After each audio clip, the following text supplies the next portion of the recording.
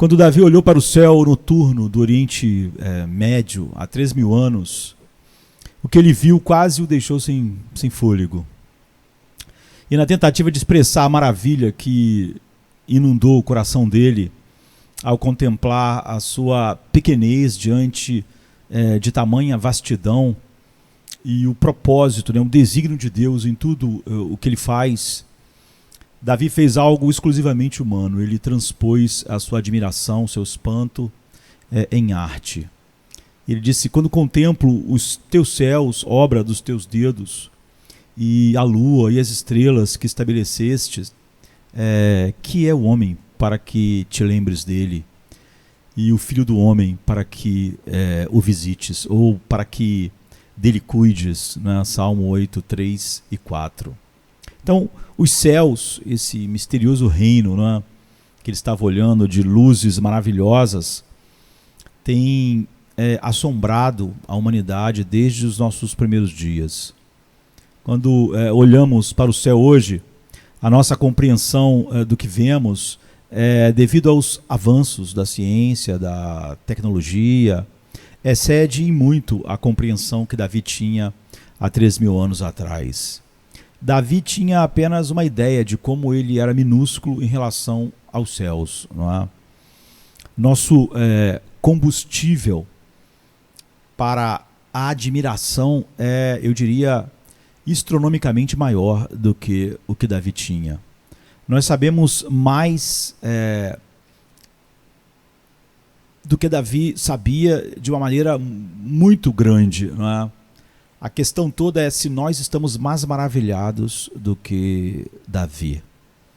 Toda noite um sermão é pregado para nós, não é? Pelas estrelas. O céu estrelado fala, prega, é o que a Bíblia diz no Salmo 19. C.S. Lewis chama esse salmo um dos maiores poemas do mundo, não é? Numa obra famosa de C.S. Lewis sobre os salmos. E nesse Salmo 19, Davi diz: os céus declaram a glória de Deus e o firmamento acima proclama a obra de suas mãos. Dia após dia derrama palavras e noite após noite revela conhecimento. Não há fala, não é? Você não ouve, não há palavras cuja som você possa ouvir, mas mesmo assim a sua voz ressoa por toda a terra e as suas palavras ecoam até o fim do mundo, né? Salmo 19, de 1 em diante, acho que até o 4. Agora, nós devemos perguntar se os céus são obra das mãos de Deus e se o céu continuamente está declarando a glória de Deus, as estrelas estão proclamando a glória de Deus. O que esses pregadores, entre aspas, silenciosos, não é? Sem fala, estão falando para nós? Para nós ouvirmos com atenção redobrada, não é? Nós podemos nos fazer valer das últimas descobertas sobre o universo para ajudar a capturar a maravilha do que muitas vezes nós tomamos como certo, nem olhamos muito para o céu, não é? Se o céu e as estrelas aparecessem uma vez a cada 30 anos, então ninguém dormiria, todos ficariam maravilhados para olhar para o céu. Mas como todo dia estar lá, nós acabamos não enxergando e não ficando maravilhados como Davi e perdendo esse grande sermão. Quando Davi pesquisou o céu com seus olhos, né, parte do que ele viu pertencia ao nosso sistema solar, né? Sol, Lua e algumas estrelas que na verdade eram planetas, não é? E parte das estrelas pertencia à nossa Via Láctea e parte eram estrelas distantes e provavelmente outras galáxias distantes, não é? Aonde essas estrelas pertenciam. Davi mal teria ideia de quão maciços e distantes eram esses corpos celestes. Então, para nos dar alguma perspectiva, se nosso sistema solar fosse do tamanho de um grão de sal, né, um grãozinho de sal, a Via Láctea teria o comprimento de um campo de futebol.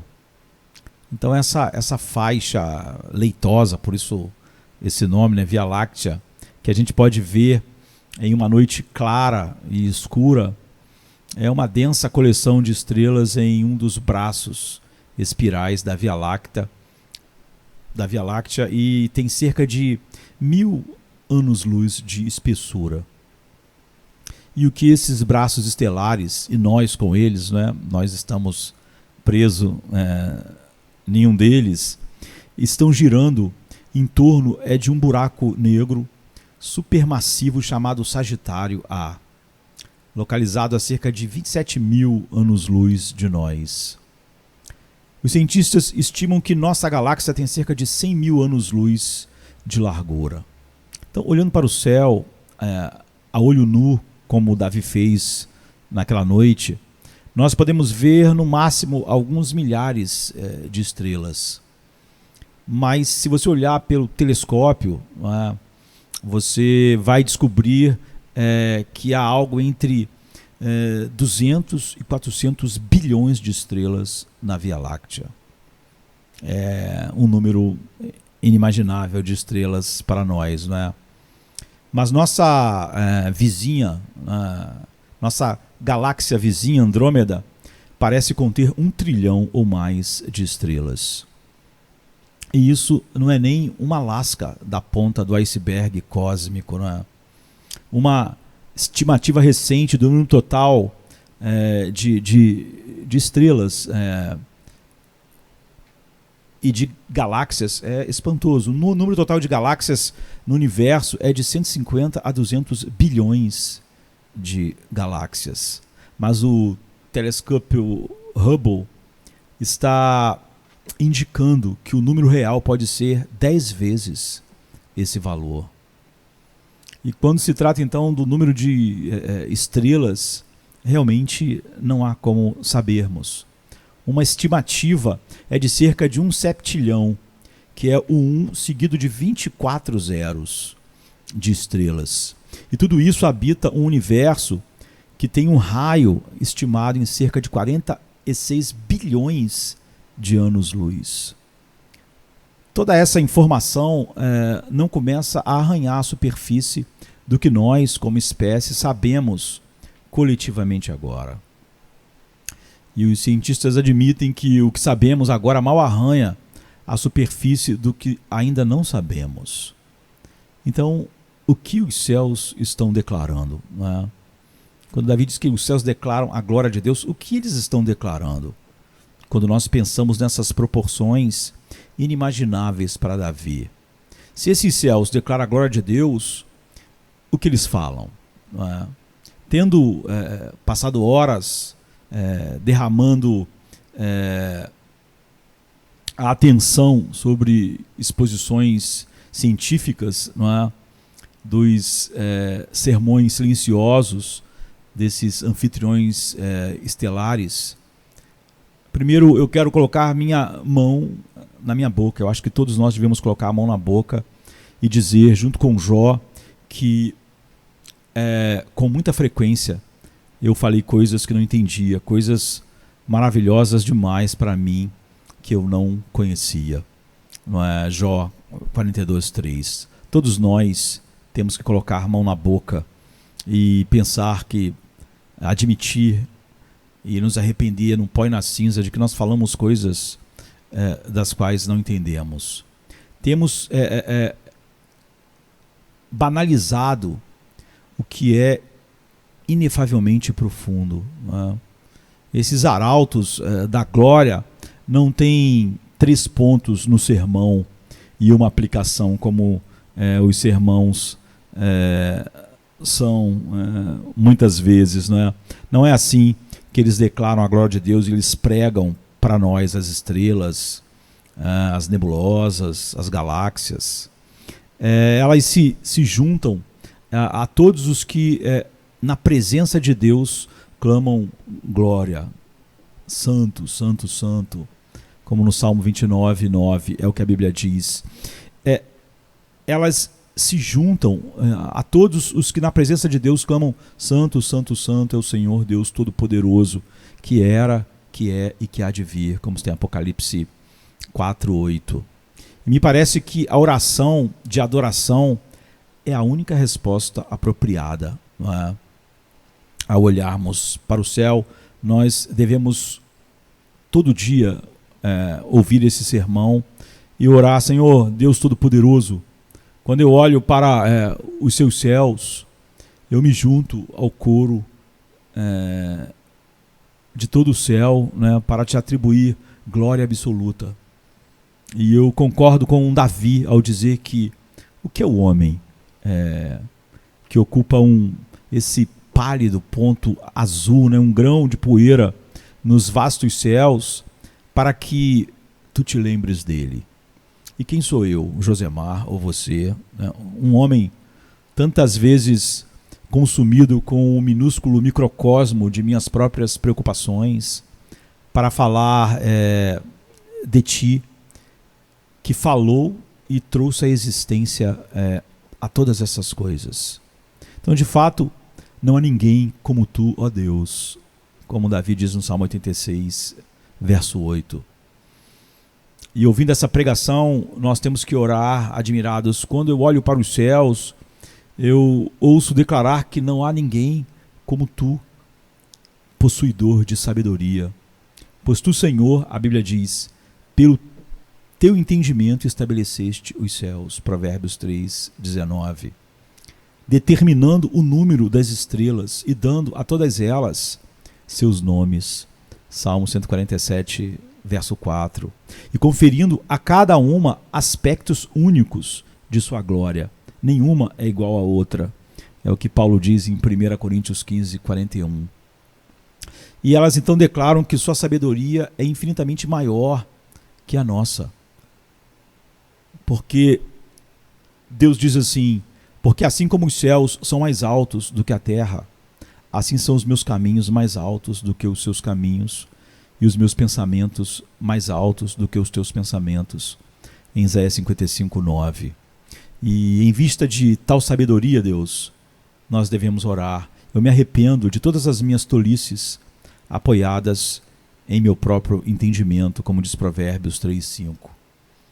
Que eu possa, em todas as coisas, me calar, né, colocar a mão na boca e saber que tu és Deus. Quando eu olho para os céus e ouço o seu sermão, eu os ouço declarar, Deus, que não há ninguém como tu que possua tal poder.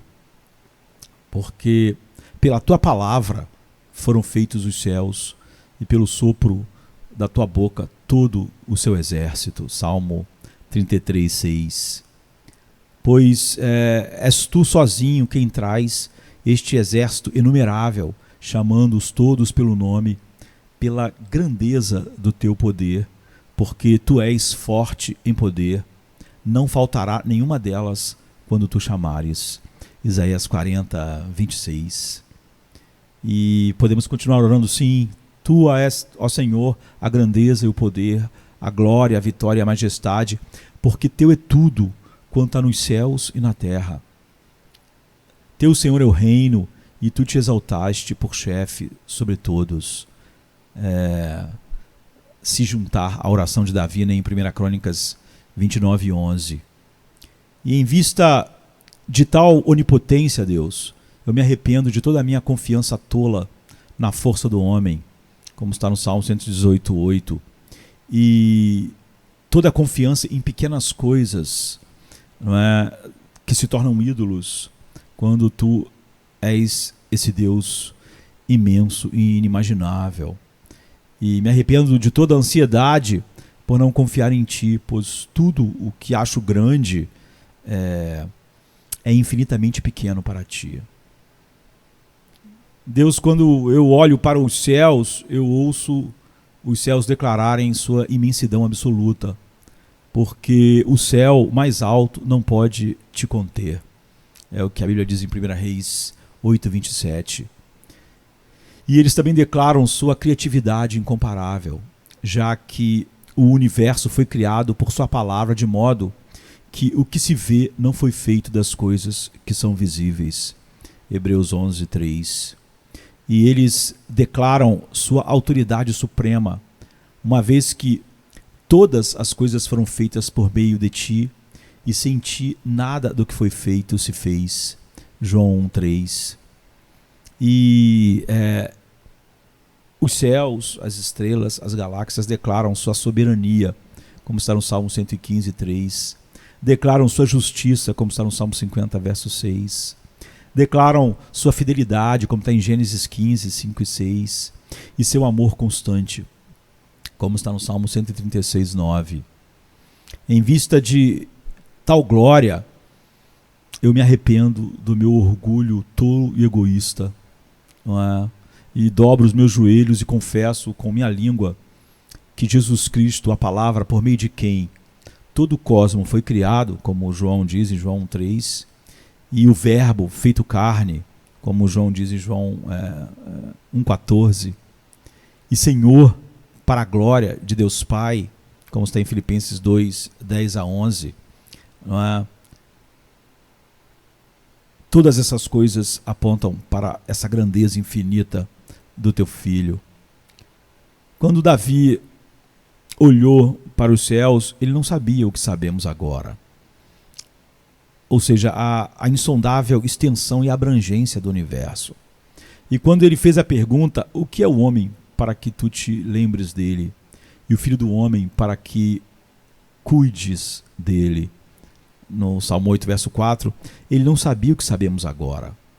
A extensão insondável e o alcance do cuidado de Deus por nós ao enviar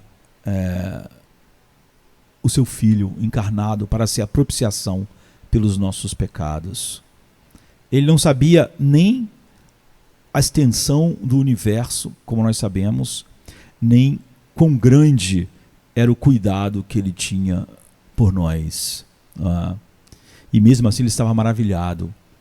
E os céus não nos dirão que Jesus veio ou porquê na sua pregação. Somente a revelação especial da Escritura nos diz isso. Mas os céus declaram em um grito, em um sermão silencioso, literalmente, para o mundo inteiro, ao redor do mundo inteiro, coisas gloriosas sobre o poder eterno e a natureza divina do nosso Criador e Salvador, como Romanos 1:20 diz. E tudo o que está envolvido na criação e tudo o que está envolvido na redenção é nada menos que terrível e maravilhoso demais para nós. Quanto mais profundamente olhamos para essas coisas, mais temeroso e maravilhoso tudo se torna. Não é? Uma criança pode se alegrar com o sol, a lua, as estrelas e o túmulo vazio. Não é? Um jovem pode, eu posso, você pode. E os estudiosos nunca irão mergulhar nas profundezas de tais coisas gloriosas. Mas crianças e adultos podem se consolar com isso. O Deus que se lembra dos nomes de um sextilhão de estrelas e conhece todos os sextilhões de moléculas em uma única gota de água, conhece e se lembra de nós. Deus não mede valor ou significado em tamanho, mas em seu projeto criativo e propósito.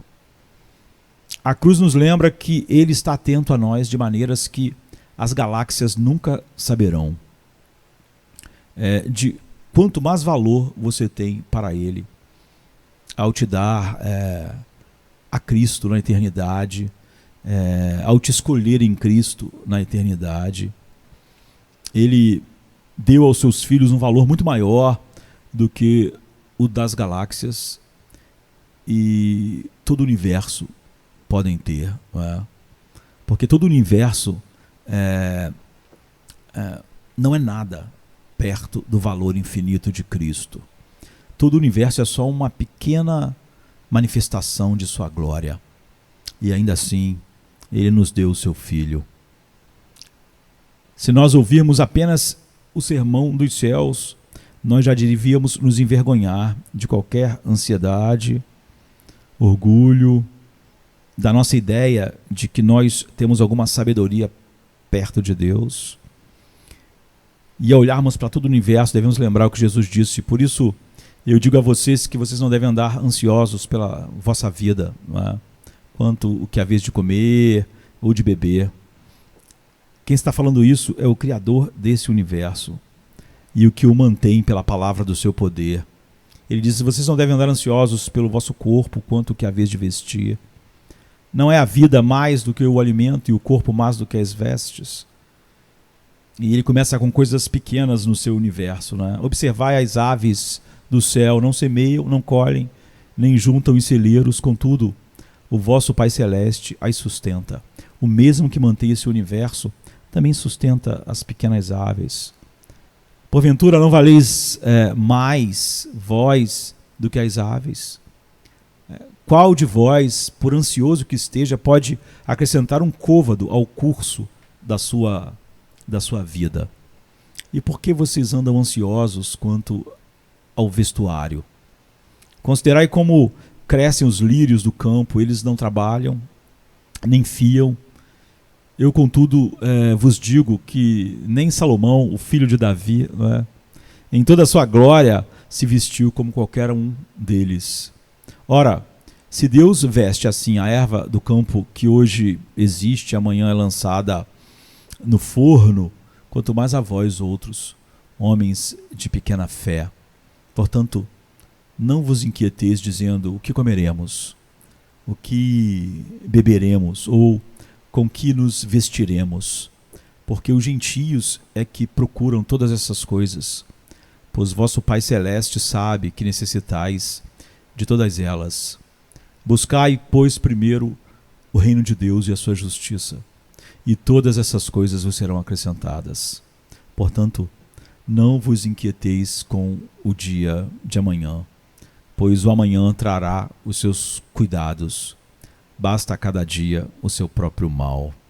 Nós podemos então, toda noite, nos deitarmos 3.000 anos depois, junto com Davi, e ficarmos maravilhados com o Deus que criou todas as coisas, morrendo numa cruz para nos resgatar, não é?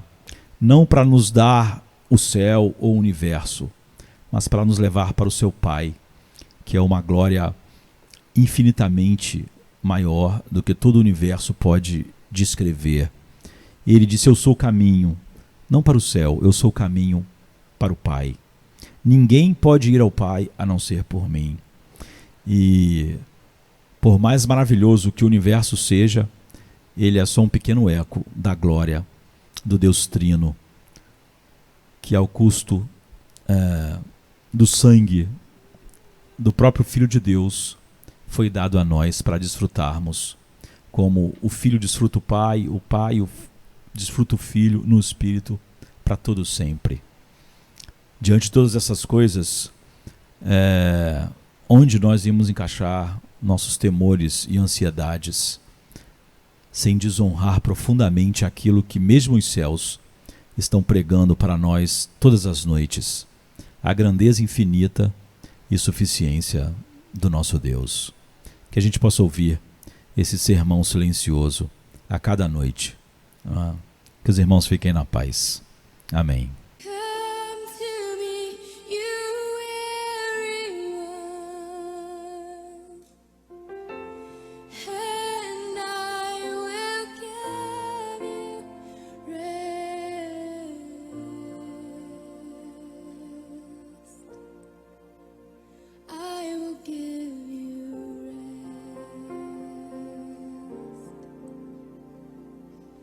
Come to me, you